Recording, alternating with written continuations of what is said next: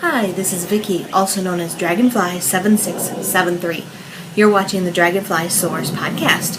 I'm recording this on Tuesday, August 13th, and it is about 7 o'clock. I would love to say that I'm going to go fast through this, but there's a lot to show you, and when I made my show notes, I looked and went, well, it's going to be a long one.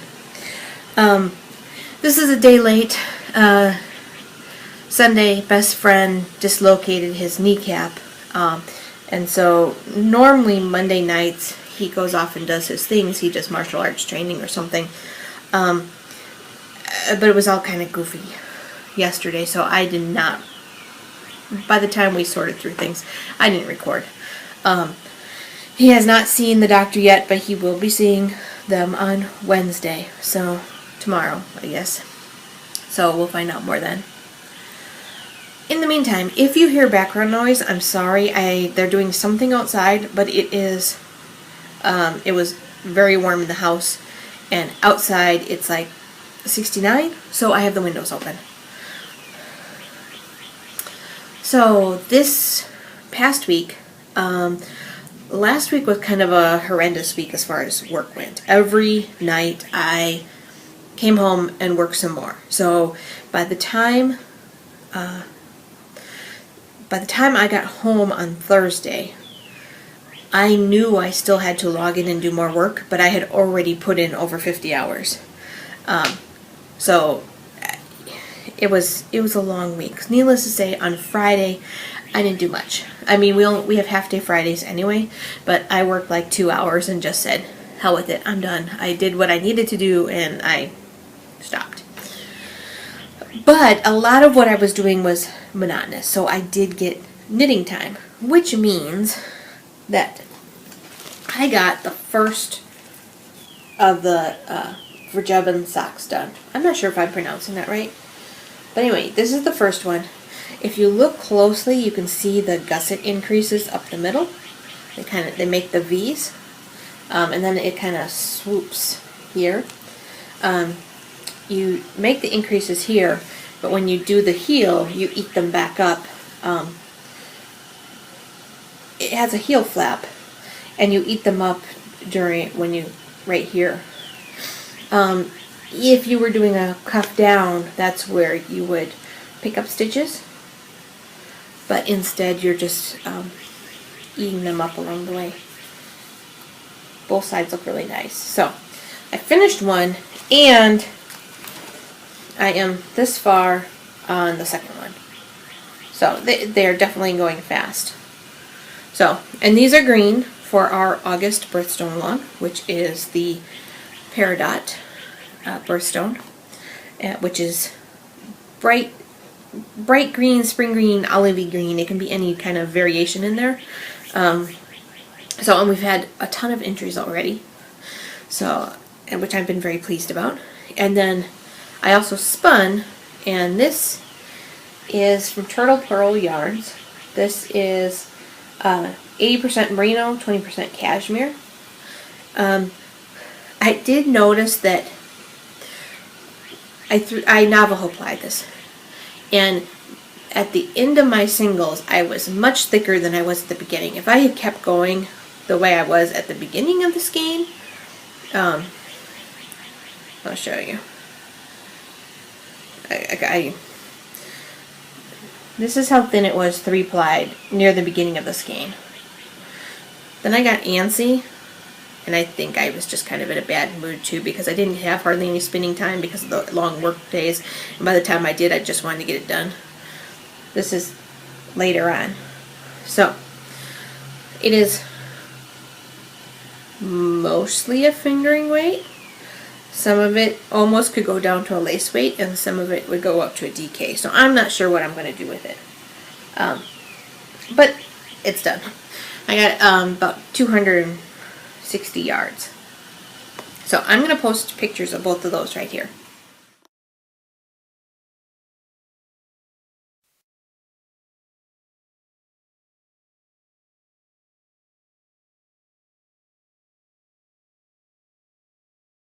Alright, one thing I didn't want to say about the Verjeben socks, I usually knit my socks one at a time, But sometimes I will get it in my head to do 2 at a time. I would not have been able to do this pattern 2 at a time because when you're doing the gusset increases, all your increases are on the front of the sock. But later when you're picking up, a lot of those stitches here actually move to the back of the sock because you start eating them up for the heel flap.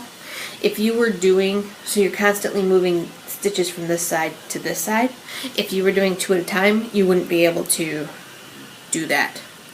Not without sticking things on holders and stuff like that, which you can do. I've done that before when I've gotten, you know, far in a sock and then realized, oh, crap.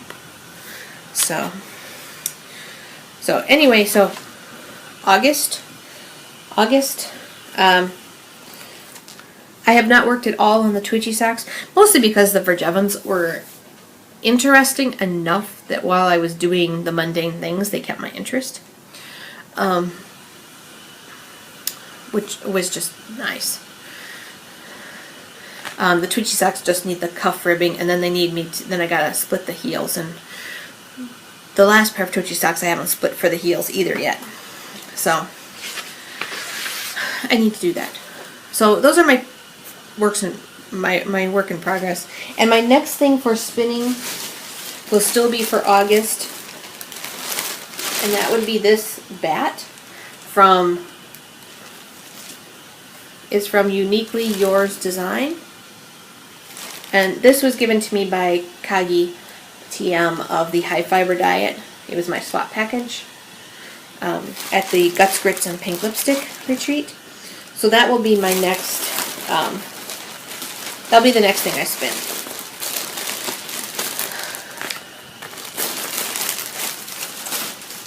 So, almost everything else is going to be stitches related for the most part. I wanted to cover a few different kind of random topics here.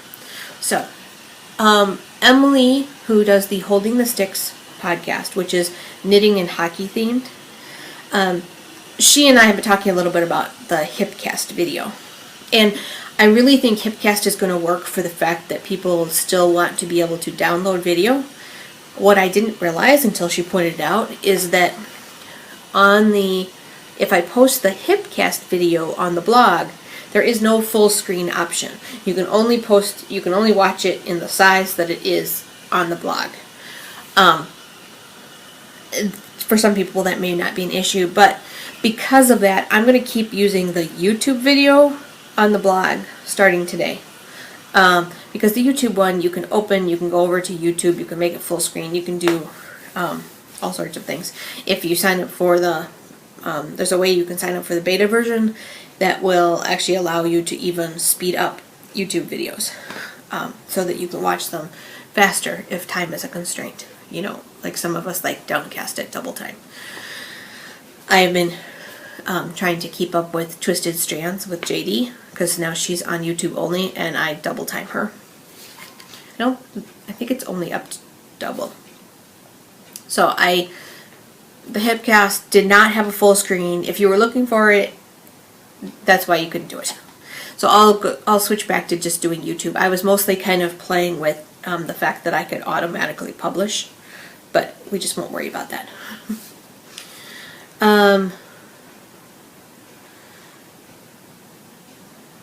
Oh, I forgot something downstairs. Alright, I'll go get in a little bit. Another thing that I want to make sure I talk to you about is that Ann Lena, who is a designer, has offered up a $2 coupon code for any of the patterns in her Ravelry pattern store. There is a thread on Ravelry where she talks about why she's doing it and what the coupon code is. I am not going to share it here. I want you to go to the Ravelry thread and look at it. Feel free to share. Just point people back to the Ravelry thread, please. The coupon code, I believe, is good multiple times. So I bought one pattern using it, but I believe you can also go and pick another pattern. She has some beautiful ones. I picked this absolutely gorgeous shawl pattern. So let's see. I just want to make sure the next things are going to kind of fall into place. Yeah, I think everything else will fall in as I show you things.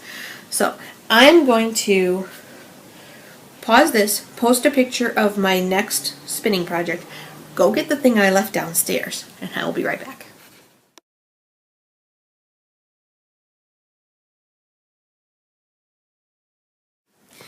Alright, so this week has been kind of a, well, there's a lot of acquisitions. Partially because of stitches, but not all.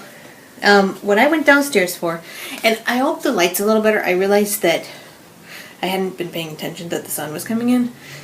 I dropped the blinds as much as I could, and now the sun went behind the clouds for a moment. But anyway, I got a shipment from Highland Handmaids. I have been wanting one of her new bats for quite a while, and I was hoping she would have them at Guts, Grits, and Pink Lipstick so that I could see them in person, but she didn't have them there. And I believe they're labor intensive. When she does a, when she is doing a shop update, she does a lot of, you know, she can do 3 skeins of yarn or 3 braids of fiber all at once in a pan, whereas the bats she has to do one by one on the drum card. So I've been wanting one, but I didn't have one yet. And after spinning on the spindle during the Tour de Fleece, I wanted another spindle from her, a lighter weight one. So I was still kind of putting it off, but she gave everyone that participated in Tour de Fleece in her group, on her team, received a coupon code. Most everybody received 10%. There was a handful of people, myself included, who participated every single day, and so we got 25% off. Well, 25% off, I placed an order. So I ordered one of her bats. This is Wool and Angelina. When she does the wool for the bats, I believe she purchases it pre-colored. But she does all different things. She's got naturals, and she's kind of just playing around and finding out what her thing is going to be. But I really like the color. I have not untied it, just because I don't want to mess it all up and when I'm not ready to use it yet. And then this is a 1.1 ounce spindle. The whirl is cherry and the shaft is maple. These are actually made by her husband Paul. So, and I will show you a picture here.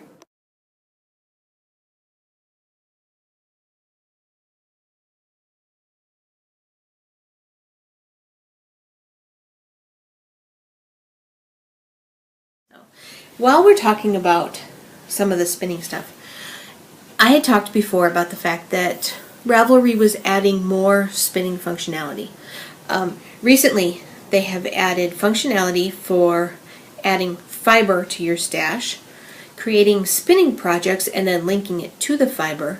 And on the spinning projects, you can say what tool you used. You can enter, I have my Kromsky Sonata, my Kromsky Interlude, and my Highland Handmade spindle so far. You can enter the reps per inch, whether you spun the singles S and applied Z or whatever you did. You can do, if your fiber ended up into multiple skeins, you can do that. It's really nice. Now, I don't know, because I've been, whenever Casey is testing out new code, you can go and you can swatch it.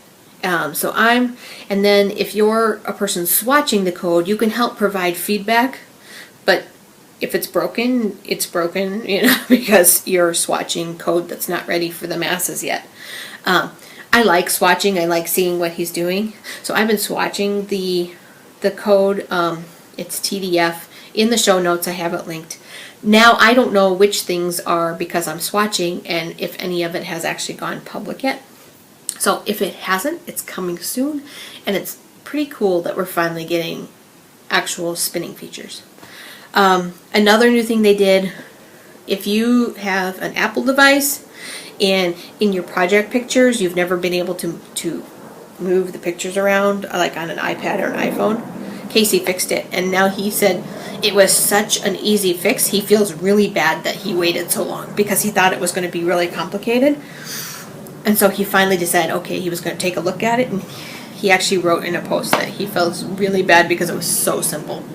But it's nice because I usually end up adding pictures and then later on a computer rearranging them. So anyway, that's a couple things going on. Everything else is going to be pretty much about stitches. So I went to Stitches on Saturday. Now, I didn't realize, the last I had heard there was a podcaster meetup on Friday. I never heard that they were going to do a second one on Saturday. And Tina of the Knitting Blooms podcast texted me at like 10:15 after 12 and said, "Are you coming?" I'm like, I didn't even know about it. And I was in the middle of shopping, and to be honest, I just saved you all from a sneeze. To be honest, after the really long work week, I was struggling on Saturday. My friend Fran went with me, and I told her thank you a billion times because I was not in a very good place. I was crabby. I kind of wanted to be by myself. But Fran is one of those people that everybody loves. She can start a conversation with anybody. And so when she was going around, she would talk to people, and I would nod and smile and say a sentence or two. And eventually, I got caught up and I felt better. Eventually, I got there. I ended up enjoying myself. But I gotta say, the beginning of the day, not so much. So I was so glad she was there. But when Tina asked me about the podcast, we had only been there for maybe, I don't know, about an hour, not an hour and a half yet. And I was not to that place yet. So, I said, at this point I'm not going to go. So I did not show up for the podcaster meetup. If people stopped me, I gave them buttons. I met a few podcasters anyway. I saw Lala of the Knit Girls, who I was surprised. I have seen her at events, but I never really talked to her. I mean, it's usually oh, hi, but that's about it. Well, she actually introduced me to Amy of The Fat Squirrel Speaks and told her who I was and what podcast I do. So I was kind of like, oh, Lala knows who I am. Later, I realized I was wearing a podcast button, but I'd like to think that she knew who I was. So I saw Lala. I met Amy Beth of The Fat Squirrel Speaks. I met Vicky of Heartland Knits. I met Java Jenny, who's not a podcaster, but love her anyway. Of course, I saw Tina because we were having dinner. So I got to see a couple people. And then I just got to see people, and it was okay kind of doing the one-on-one and talking. That was good. So the day we were kind of going up and down, there are things, by the end of all the aisles, my feet hurt and I was tired. And I never went back to the early aisles, even though I had taken notes. There was a pattern book I wanted. It was actually not quite a pattern book. It was about balloon animals. I'll put it in the show notes. It was actually a plastic sleeve that had a bunch of cards in it, and there was book 1 and book 2, and each of them had 10 patterns, I think. And you knit a stockinette tube with increases and decreases at certain points, and in different colors.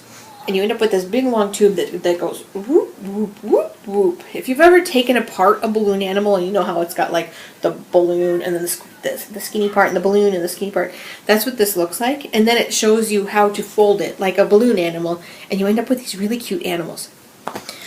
I wanted one of those. Totally forgot about it until after the market was closed. So I did find a place to get them online, but I haven't done it. And part of it was because it was a $22 thing. I kind of wish it was on Ravelry and you could buy like one pattern, because I don't know if I would actually knit 10 patterns. 10 patterns for $22 is really reasonable, but I don't know if I'd want that many. So even when I found it online, it was 20, but plus shipping. So, but it was really cute, and I really did kind of want to go back and see that. And there was something else I wanted to go back for, and we never went backwards. So, and we could have. I was just kind of done at that point. So, but there was a couple booths that I absolutely wanted to go to, and I wanted to go see Another Crafty Girl and Jelby. No, that would be Ponky and Carrie, but they were sharing a booth, and I knew that I wanted to go see them. So they were the first place I went, and the first place I spent money. So this is a DPN holder from Carrie, or from Jelby, and I've linked her Etsy shop in the show notes already. It's just a straw in the middle right now to show you, but this is a 5-inch double point protector. It's got the elastic here protectors, but she's got the little felted sheep. I also got a ring from her, so I'm gonna stop here and post pictures.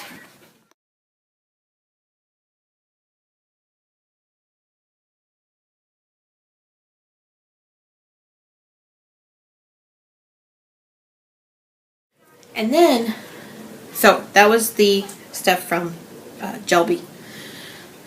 Jelby is the shop name, Carrie is the person. Then I got this skein of yarn from Another Crafty Girl. Now, you probably won't be able to see it, but it's got sparkle in it. It is her Twinkle Sock base. Right now, I don't know what the colorway is. There were 2 skeins like this. This one had lost its tag, and I told her I would take the one without the tag because I didn't need it. I have my receipt from her has the colorway name, and when I put it in Ravelry, it'll be all good. So, to be honest, I have lost tags before on my own shelf, so, but I just thought it was really pretty. So I knew I wanted to stop and see them. So they were my first purchase. And even though they were sharing a booth, they were actually my first 2 purchases because you had to purchase them separately. So, and you saw the ring in the pictures when I posted.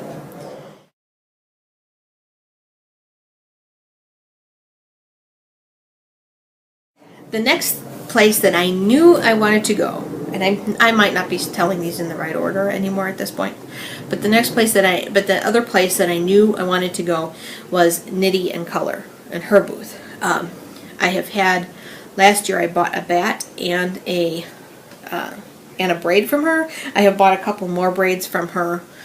Last year I bought the Sunburst braid that was orange, brown, yellow, and I bought the big bat that was the black and purple and turquoise sparkly. So I wanted to see her again. I have bought 2 other braids from her recently from her Etsy shop when she was, I believe she was raising money to help a pet. I think that was her. Anyway, but I wanted to go to her shop anyway. And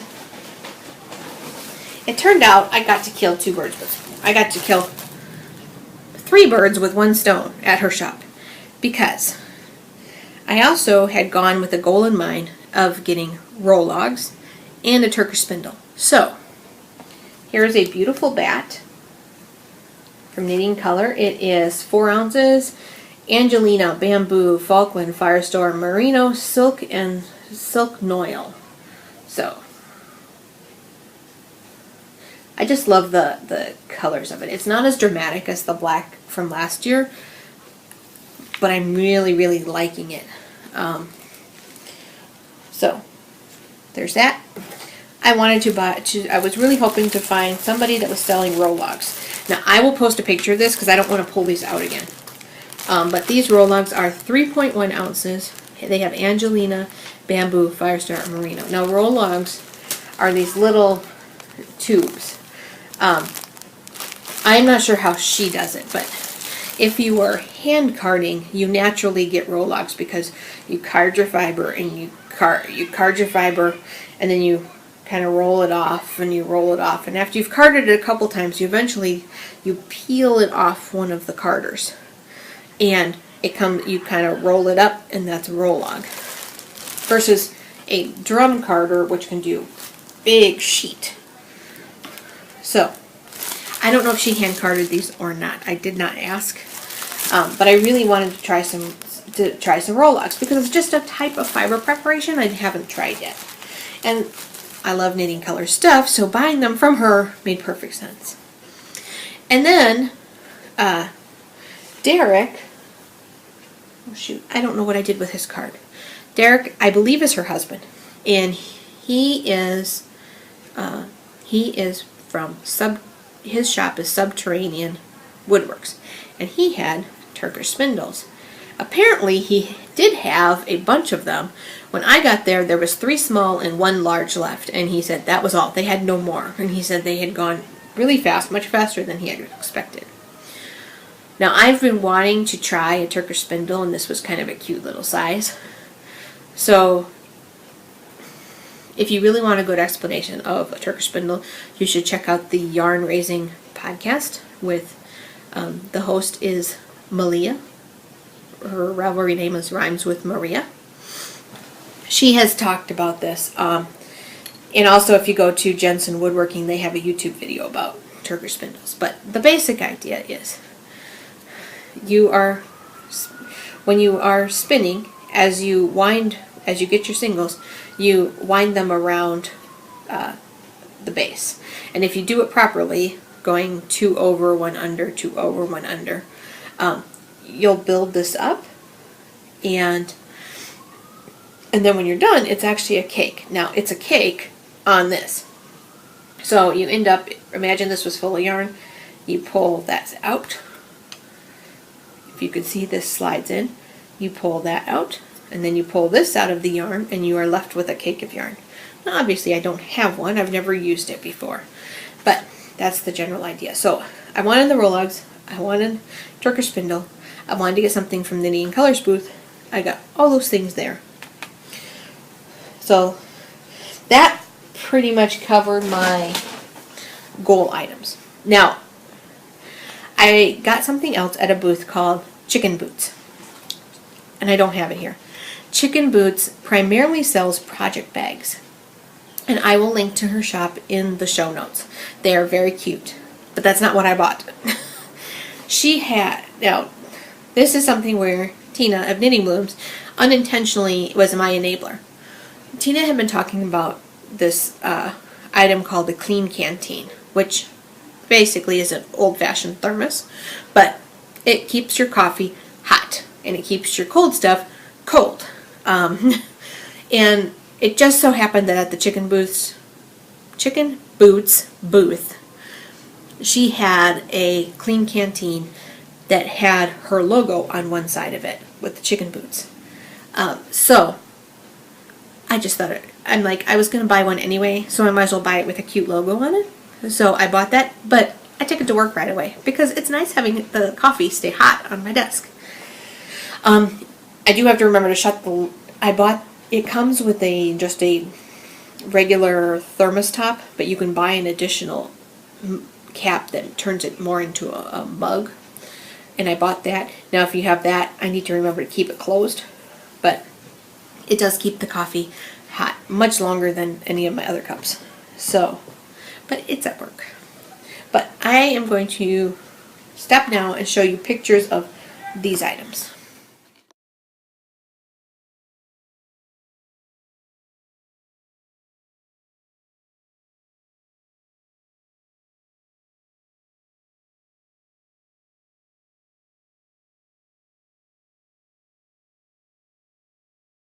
So I had one more purchase directly stitches related. This is a bat, and it is by Unique Designs by Kathy. She is from Maryland. She decided that her handwriting must have not been very good because in all of her signage and in the stitches book it said she was from Missouri, M-O instead of M-D. But she makes one-of-a-kind bats. Now this one was actually 8 ounces originally, but she split it in half for me for 4 ounces because she sold it by the ounce. But I can't go back to her and say, oh, you know, could you make me another one? Because she'll never be able to make it again. But this is mostly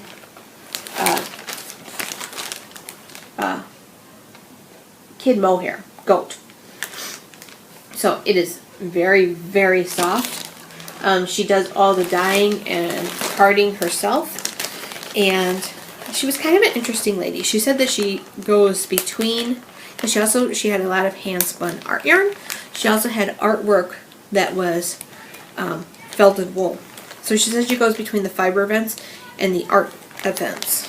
So, but this was just incredibly soft and silky, and she had like a bunch of stuff around. She had big bats that you could pull off. You could pull off a hunk of roving.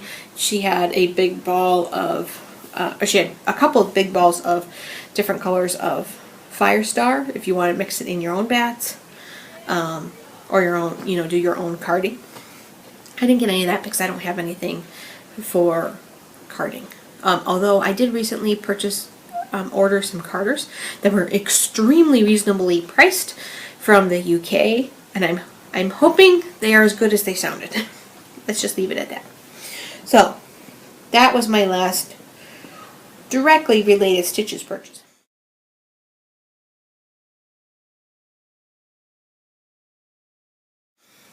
This, which is not working yet, is my indirect stitches purchase.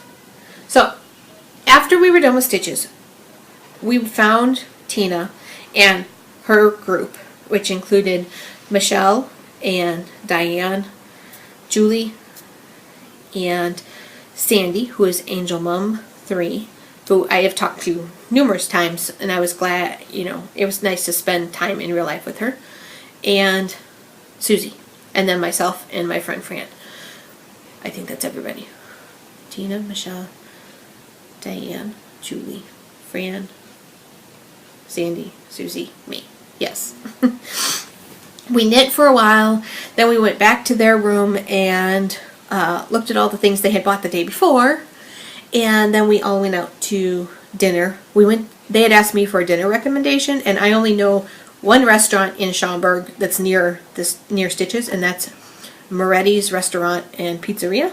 That's an Italian place. I do really like it, but I was kind of like, I only know one restaurant. At one time, Fran and I went to a different restaurant, but that one has since closed. So this is currently the only one I know. Luckily, everybody really liked it, so I was a little nervous. I'm not used to being the one to pick out the restaurant, especially in an area I don't know so well. But throughout the day, Tina kept talking about her Fitbit. Now she has the Fitbit that clips on, and basically it's a pedometer, but it's a fancy pedometer. You can sync it with your phone, with your computer. I believe you can then link it to like MyFitnessPal. Now I have been looking at the Fitbit Flex, which is the bracelet version, and I have been looking at it for a while now. And every time I looked, it was back ordered. And at first it was back ordered like 2 to 4 weeks. And I was like, I don't know, I'll wait. Maybe I'll find it in the store. The next time I looked, 4 to 6 weeks. Then suddenly it was 2 to 4 months. And I was kind of sitting there going, and I was talking to Tina going, you know, because I know I have put on weight. Partially thyroid, partially stress, partially, you know, partially dating and eating bad together, which we are going to work on. A lot of things. But the Fitbit, with its fancy pedometerness, is something to just help kind of keep track. And I've been having a lot of problems with my feet lately. So walking is hard, but I need to do more of it, and I need to kind of see where I'm at and things like that. So anyway, every time I had looked, and I thought this one would be the easiest because it would be a bracelet. I just put it on, and that'd be it. I have trouble when I clip things to my waistband because of the fact that every time I've had any other pedometer or even my badge, it pops off. I don't know what I do. It doesn't matter what weight I've been. I can't keep something on my waist. I think it's because I'm short-waisted, so my ribs and my hips are pretty close. There's not a lot of room in there. So anyway, I decided while I was talking to her. Like, yeah, I'm sitting there going, you know, if I had just ordered it instead of waiting for it to be off back order, I'd probably have it by now. So I decided, hell with it, I'm just going to order it. Well, I went on Amazon, and they actually had them in stock. I don't know when they got them, because the last time I had looked, not that long ago, they were still way on back order. All of a sudden, they had them in stock, but not very many of them. And so I ordered one right then. It was $100, but like I said, I had been planning on it anyway. But I also had a $25 gift certificate. So for me, it was $75, free shipping, and it just came today. I opened it right before I started recording, so I haven't. All I did was try it on, mainly because I wanted to see if it was comfortable. This is the small size, and I think I might have to go to the larger size, because it's rubbing a little bit. It's bugging me. So if it's bothering me just now while I'm recording, it's going to bother me later. So that was Tina's indirect enabling, because it wasn't entirely her fault. But it was actually more that it was kind of incentive. It was something I had been thinking about for quite some time. I've been talking about it. I talked to my son about it. I talked to best friend about it. So, all right, another indirect stitches and Tina thing. I participated in her tour de fleece. She did not have an official team, but she was doing something on her boards, and she drew names, and it turned out that I won a skein of fiber. This is from Hambly. It's when I looked online, it was Hambly Yarn and Fiber, but just says Hambly here. It's a hand-painted Falkland. It is beautiful. So I won it from her, and she knew she was going to see me, so she just brought it with. So I'm going to show a picture of this now.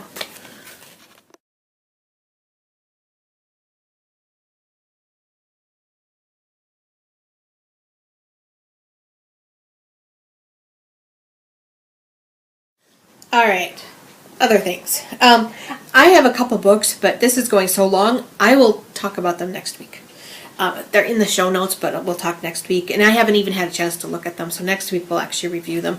Oh, here. They are, and all I'm going to do is say what they are. 101 Luxury Lace One Skein Wonders. And I have the other One Skein Wonders books. And this one is the Crochet One Skein Wonders. I will look them through and review them next week. Or maybe I'll review one next week and one the following week.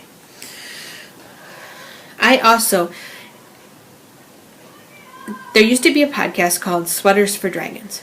At one time it was audio, then it went video, and then it recently has been on hiatus because Eric, who is the host, was going to school and just didn't have time to futz with that.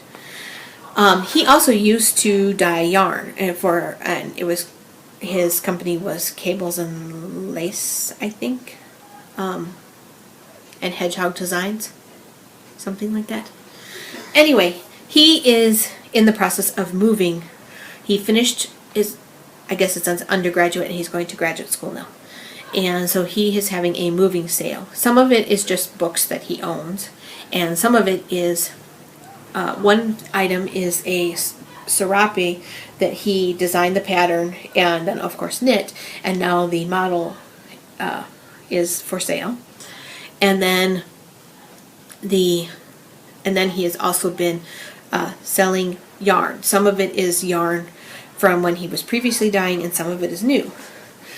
This in particular was a prototype for one of his new colorways. I want to say it was Into Glass Darkly, but I don't actually remember. And this, because he was futzing with it, it's actually 3 skeins of yarn. Maybe this one's 2 skeins of yarn.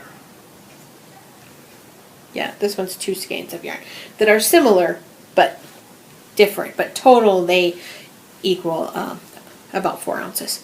So he was playing around. So he was playing around with the dyes with smaller skeins, and then he bundled some of them up. He also has the finished result skeins for sale too. But he's trying to sell stuff to help raise money for his move. So I linked his moving sale in the show notes already.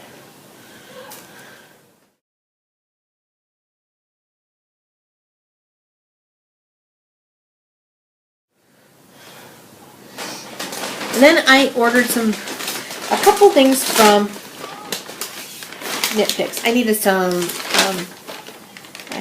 notions and stuff, and in the process I ordered some Felici because I love Felici. This is a color called cochineal.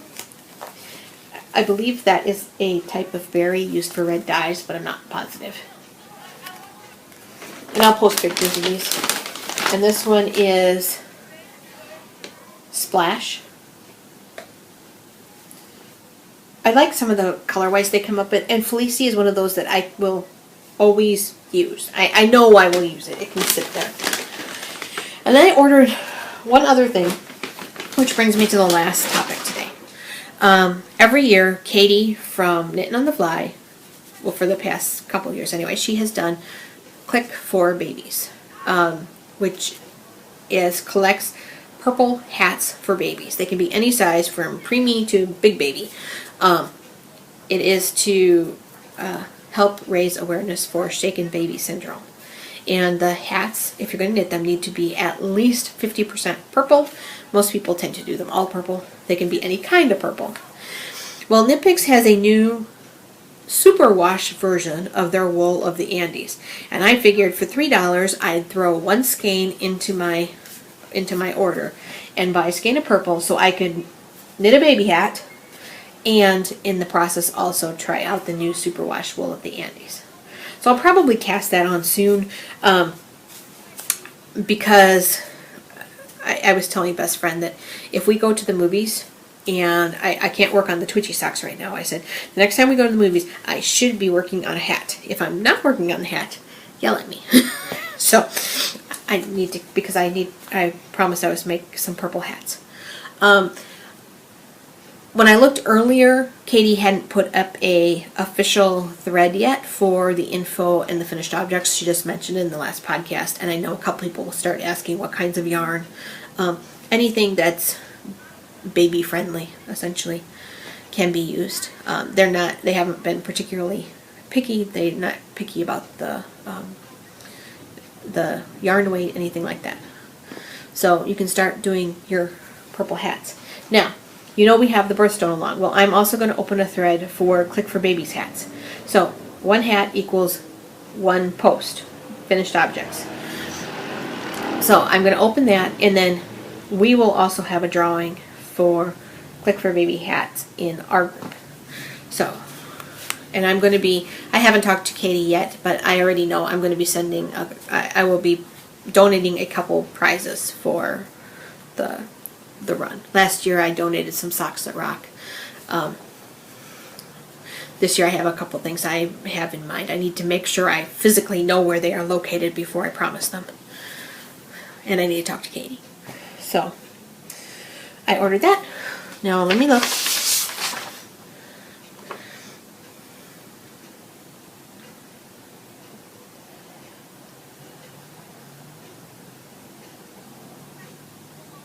Yes, I covered everything.